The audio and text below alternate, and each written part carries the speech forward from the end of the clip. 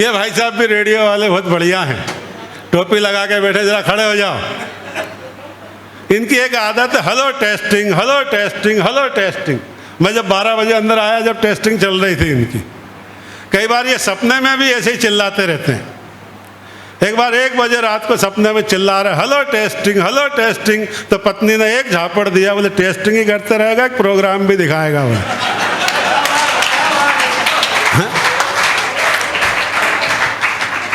अभी मैं बाहर आया मंदिर में, जैसे मैं प्रवेश करा तो एक बोला कि कवि बुलाए थे, रावण कहाँ से आ गया। मैं कहता हूँ भाई साहब, रावण बहुत विद्वान आदमी था। आज कहीं महिला के पीछे कोई गुंडा पड़ा हो, एक तरफ मंदिर हो, एक तरफ रावण की कुटिया हो, तो महिला रावण की कुटिया में घुस जाएगी, लेकिन मंदिर में किसी बाबा जी की कुटिया में नहीं जाएगी। सभी कवियों ने अपनी अपनी पत्नियों पे कहा। मैं कहता हूँ पत्नी किसी के वश में नहीं आती भाई साहब, लेकिन बाबाओं के वश में आ जाती। माता सीता के साथ भी यही धोखा हुआ। ये आस्था रखती है, हमसे ज़्यादा आस्था में विश्वास महिलाओं का होता है। एक गाय की रोटी निकालती हैं, एक कुत्ते की रोटी निकालती हैं। लेकिन आजकल विपरीत हो गया, गाय नहीं मिलती, कुत्ता नहीं मिलता, शाम को पति आता तो उसको ही परोस देती, ताकि गाय सर की नीचे मुंडी रखे और कुत्ते सर की पूंछ हिलाता रहे। मैं महिलाओं का बड़ा सम्मान करता हूँ। तो मैं छंद सुना रहा था कि माइक देवताओं को समर्पित, कि वाणी को बढ़ाने वाले, भोंगे में ले जाने वाले, भैया जी का तन ऐसा धड़ जैसे सांप का, बिल्कुल फन फैलाए खड़ा रहता है। ये नया नया नेता, नया नया वक्ता, इसके सामने इसकी पिंडली कांपती। कि वाणी को बढ़ाने वाले, भोंगे में ले जाने वाले, भैया जी का तन ऐसा धड़ जैसे सांप का, कि चोटी तेरी कारी कारी, पाँव तेरे भारी भारी, पतली कमर पे हैंडल है टाप का, कि तेरा उपयोग करे साधु संत नेतागण, माइकल जैक्सन मुख चुमे आपका, और छोटे बड़े भिन्न भिन्न माइक बने देश में, आज तक नहीं बना कवियों के नाप का। हर बार सेट करना पड़ता भाई साहब। और बात मूँछों की थी, मैं मूँछों से आपको याद दिलाऊं, इन मूँछों के कारण मुझे बहुत तकलीफ होती है। एक बार आगरा कवि सम्मेलन से वापस गया इंदौर, तो रास्ते में भिंड मुरैना डाकुओं का एरिया पड़ता है। रात को मेरी गाड़ी खराब हो गई, मैं बाहर निकला तो डाकुओं ने घेर लिया और पुलिस वाला समझ के पीटा। मैं उनसे बचा जैसे तैसे, वहाँ से खिसकर पुलिस में रिपोर्ट लिखाने गया तो पुलिस वालों ने डाकू समझ के पीटा। यहाँ तक कि इन मूँछों कारण बच्चे भी बड़ा मजाक उड़ाते हैं मेरा, मुच्छड़ अंकल कहते हैं। एक तो इतना बदमाश कि बोले अंकल आप मूँछ बेचोगे। अब मैंने कहा यार ये कैसा सवाल है। मैंने टालने के लिए कह दिया हाँ बेचूंगा। बोले कितने में? मैंने कहा 1000 में। और नोटबंदी का समय था, पता नहीं कहाँ से वो लाल नोट ले आया। बोले ये ले अंकल आपकी मूँछ, अब दो आपकी मूँछ। मैंने कहा जा कैंची लेके आ। वो कैंची लेके आया, 10-20 लड़कों को साथ लाया। बोला अंकल की मूँछ साफ, अंकल की मूँछ साफ। और मेरे को ला के कैंची दे दी। बोले अंकल मूँछ दो। मैंने कहा ला। मैंने कैंची ली और गर्दन पे से बाल काट के दे दी। बोला अंकल बेईमानी नहीं, बात मूँछों की हुई थी। मैंने कहा बेटा ये मेरा शोरूम है, माल मैं गोदाम से देता हूँ।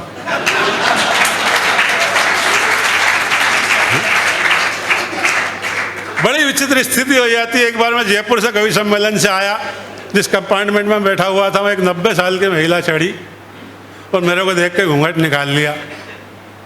मैंने कहा माता जी मैं तो आपके पुत्र समान हूँ, मुझसे घूंघट क्यों? वो बोली तू तो पुत्र समान है, लेकिन तेरी ये मूँछ है ना, ये मेरे ससुरे समान है। यहाँ तक कि इन मूँछों के कारण मेरे ससुर जी शांत हो गए। उनको अंतिम समय था, बीमारी चल रही थी, बोले कंवर साहब एक बार आ जाओ, आपके दर्शन कर लें, फिर पता नहीं दुनिया में रहें कि नहीं रहें।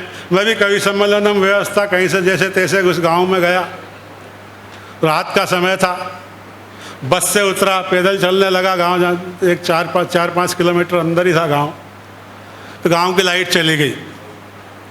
तो गांव का जो सफाई कर्मी था वो कहीं उसके झोटे होते हैं गाड़ी में लगाने के, उसका इलाज करा के आ रहा था। उसने पहचान लिया, बोले यार कंवर साहब है। बोले चलो इस पे बैठ जाओ, कोई साधन तो है नहीं। अब वो उनके गांव का जमाई तो होता, इज्जत करने को तैयार है बेचारा, और उसके पास जो साधन उपलब्ध हो वही दे कि झोटे पे बैठ जाओ। मैं भी थक गया 1 किलोमीटर चल के, मैंने कहा रात में कौन देख रहा, बैठ जाओ। वो अंधेरे में कब मेरे ससुर का घर आ गया पता ही नहीं चला। उसने जैसे ही कुंडी खड़खड़ाई वैसे ही लाइट आ गई। मेरे ससुर ने मेरे को भैंसे पे देखा और वहीं उनके प्राण निकल गए। बोले आ गए यमराज बोले। बड़ी विचित्र स्थिति हो जाती मुझसे। एक क्षण देखिए हास्य का, एक दुबले पतले आदमी का विवाह भारी भरकम महिला से हो गया। देखता क्या है, उसकी श्रीमती पूरे पलंग पे अतिक्रमण करे हुए बैठी है, और जो स्वामी के लिए दूध बादाम लाई थी वो खुद ही पी रही थी। ऐसे में कमजोर आदमी व्यंग कर सकता है। देखिए एक क्षण हास्य का, कैसे व्यंग करता अपनी पत्नी पे कि दारा सिंह की बेटी है कि भीम की तू पोती है, 100 हाथियों का बल काया में समाया है, और मन में लिए है प्यास तेरा ये चरण दास, राम राम रट कर कमरे में आया है, कि मैं तो मात्र गोरी देखो 150 की राम का हूँ, ऊपर वाले ने भी कैसा जोड़ा ये बनाया है, और ऐसा लगता है तेरा मेरा ये मिलन गोरी, जैसे फूल गोभी पर मच्छर बिठाया है। अब वो उनकी पत्नी पहली बार पग फेरा होता है, मायके गई तो सहेलियों में जिज्ञासा होती, बताओ दा कैसा क्या प्रोग्राम रहा। वो बताती सब बात की मौज, कोई तकलीफ नहीं। तकलीफ है तो एक ही बात की कि पूरा परिवार दुबला पतला है, हवा हवाई। ससुराल पक्ष से वो भी अपने व्यंग बाण सुन के गई थी, तो वो भी अपने ससुराल के पक्ष के बारे में बताती व्यंग करते हुए कि कैसे दुबले पतले हैं। एक हास्य का छंद और फिर मैं आपको एक रचना पहुँचाऊँगा, कविता कैसे बताती कैसे दुबले पतले हैं। और मेरा तो दावा है कि पुरुषों से अच्छा महिलाएँ व्यंग कर लेती हैं। मुझे सिगरेट पीने की आदत है, कई बार माचिस नहीं होती तो पड़ोस में एक सभ्य महिला रहती, मैं उनसे मांग लेता हूँ कि भाभी जी जरा माचिस हो तो देना। एक दिन बोली भैया माचिस तो नहीं है, ये मेरी सास आई है, इसको ले जा, जहाँ भी जाती है वहीं आग लगा देती है। वो बहुत अच्छा व्यंग कर लेती महिलाएं। तो देखिए कैसे व्यंग करती है, कैसे परिवार के बारे में पूरा परिचय देती है कि ननदी है नल जैसी, सासू मेरी सीख जैसी, जेठानी है झाड़ू जैसी करती बुहारा है, और देवर मेरा ढीलू ढीलू गाता रहे इलू इलू, सारे दिन गांव में वो फिरता आवारा है, और ससुरा है सखी मेरी बरेली के बाँस जैसा, मुचमुंडा जेठ मेरा लगता कुआरा है, और जीजी तेरे जीजा जी की बात कहूँ तुझे कैसे, सूखे सूखे मेवे जैसा लगता छुआरा है। एक रचना जिससे मेरे को पूरे देश में पहचान मिली। हंसाने को और भी कई उपक्रम है, लेकिन आज ये वातावरण थोड़ा सा अलग टाइप का है। केवल अपनी प्रतिनिधि रचना आप तक देना चाहता हूँ। शीर्षक है प्रौढ़ शिक्षा।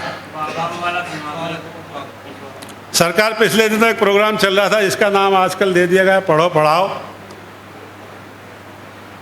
कि सरकार ने जैसे ही प्रौढ़ शिक्षा का अभियान चलाया, ये जब ये प्रोग्राम चल रहा था तो जो ट्रेन में जूते पॉलिश करते थे या होटल में चाय बेचते थे, उन बच्चों के लिए कोई प्रोग्राम नहीं था सरकार के पास, और एक तरफ सूखे पेड़ों में पानी सींच रहे थे। यहीं से चिंतन, इस रचना का चिंतन वहीं से उठा। शीर्षक है प्रौढ़ शिक्षा, कि सरकार ने जैसे ही प्रौढ़ शिक्षा का अभियान चलाया, ये खबर सुनते ही बुढ़ों का बचपन लौट आया। गांव गांव शहर शहर स्कूल खोले, हम नहीं पढ़ेंगे, कुछ शरारती बुढ़े बोले। तभी शिक्षा अधिकारी बोला तुम्हें क्या, तुम्हारे बाप को पढ़ाया जाएगा और संपूर्ण राष्ट्र को साक्षर बनाया जाएगा। अरे निरक्षर ये दुनिया छोड़ जाओगे तो क्या ऊपर भी जाके अंगूठा लगाओगे। इसलिए कल से गांव में एक पाठशाला खोली जाएगी और सबको पढ़ाने शहर से एक मैडम आएगी। मैडम का सुनते ही बुढ़ों की धड़कनें बढ़ने लगी, और एक चालू किस्म के बुढ़े की दाईं आंख फड़कने लगी। मुस्कुराते हुए पड़ोसी बुढ़े से बोला, यार बड़ा मजा आएगा जब मैडम पढ़ाएगी, बचपन तो बचपन, हमारी जवानी भी लौट आएगी। सारे बुढ़े हसीन सपनों में खो जाने लगे और सबको माधुरी दीक्षित के सपने आने लगे। तो सज सवर के 60 साल का ये बालक पढ़ने को चला। उसका ये उतावलापन अम्मा जी को खला। पड़ोसन से बोली, देखो इस बुढ़े की चाल में क्या बागपन छाया है, और पढ़ना जरूरी है, इसे 60 साल में समझ आया। तभी पड़ोसन बोली, हाँ बहन, रामू का बप्पा भी बैरंग स्कूल गया है, और बोलेगा क्या खाक, 32 ही तो घर भूल गया है। सारे बुड्ढे बैठे थे क्लास में, लिए आशा, तभी छा गई निराशा। शिक्षा अधिकारी बोला कि मैडम नहीं आएगी।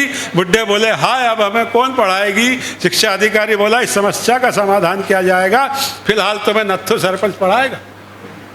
नत्थु सरपंच का नाम सुनते ही बुड्ढे बिचकने लगे, कुछ बुड्ढे सकरी गली से खिसकने लगे। बचे हुए बुड्ढों को नत्थु सरपंच पढ़ा रहा था, पीछे बैठा एक बुड्ढा बीड़ी सुलगा रहा था। तभी नत्थु सरपंच ने एक अखंड भारत के पुराने नक्शे पर छड़ी रखते हुए एक इंटेलिजेंट बुड्ढे से पूछा, बताओ ये पंजाब है कि सिंध है। वह बोला सर मैं कैसे बताऊं, मुझे तो मोतियाबिंद।